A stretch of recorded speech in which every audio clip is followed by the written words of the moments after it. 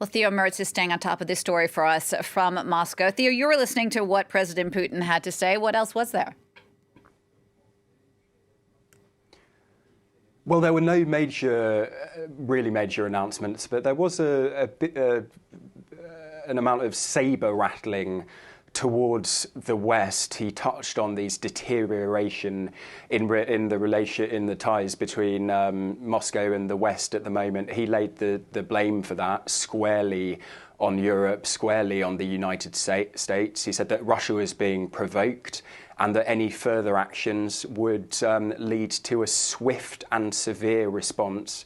He said anyone acting against Russia would regret those actions like they had not regretted anything for a long time. And he went on to talk about increased Russian military spending and the way that Russia is updating its nuclear arsenal. So certainly not a conciliatory talk, but most of the focus there, as you say in your report, was on domestic issues like coronavirus, on the economy, and on getting Russia back on track after what has been a hard year for the country and for the rest of the world.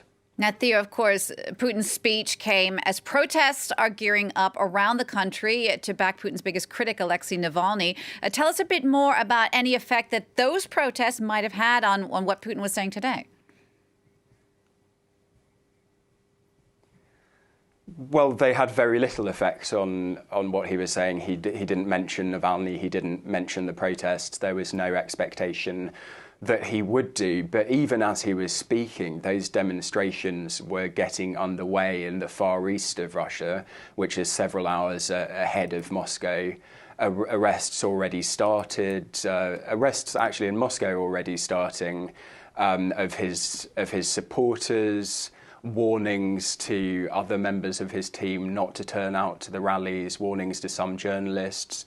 The square next to the Kremlin, where this rally is supposed to happen in just a few hours, has already been shut down by police, and it seems very unlikely that people will actually be able to gather there. But tens of thousands have said they are planning to turn out, so it will be very interesting to see what actually happens in Moscow this evening.